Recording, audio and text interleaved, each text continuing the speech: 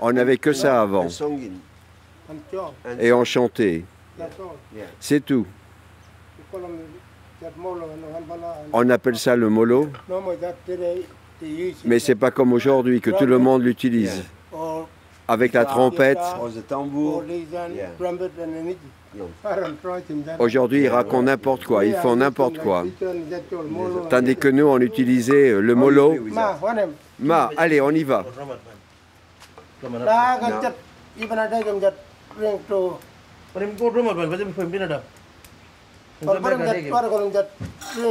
Il faut peindre bien aussi.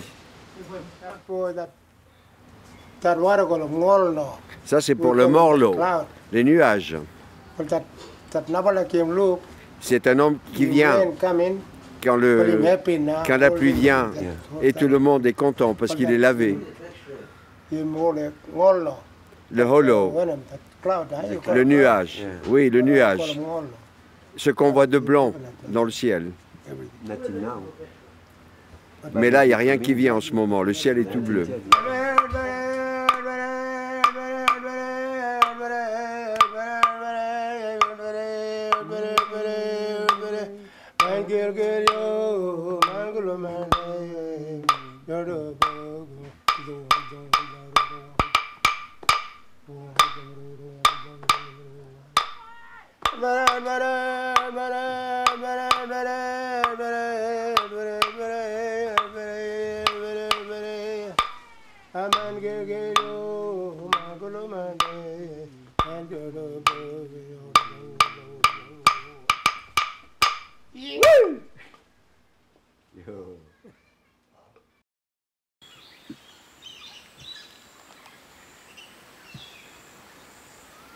Mais là, on est dans le centre de la terre d'Arnhem. Par rapport à Catherine, on est à peu près à 320 km, dont 200 km de piste. Et on est à Bodidé. Et Bodidé qui veut dire en Talabourne, la source. On a la chance d'avoir une source qui démarre juste derrière nous, qui part sur une quarantaine de kilomètres. On est pratiquement perdu au milieu d'un bush extraordinaire. C'est un lieu qui a été créé, mais pas uniquement par moi, il a été créé aussi par les aborigènes. Il a fallu qu'ensemble, on ait le même désir, le même accord et la même volonté de faire Bodidé.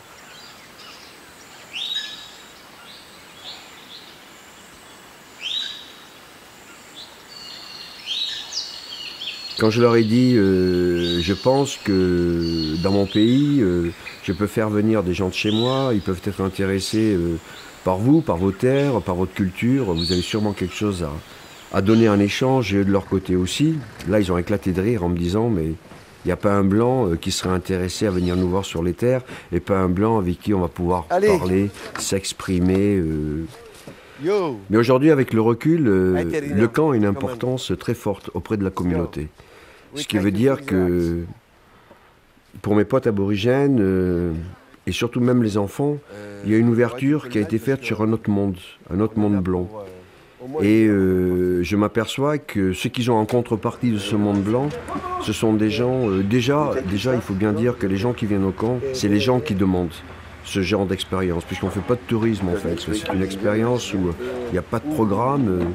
Et le camp est devenu comme une petite ambassade, car aujourd'hui il y a un problème qui est très sérieux chez les aborigènes, surtout sur le côté culture, tradition.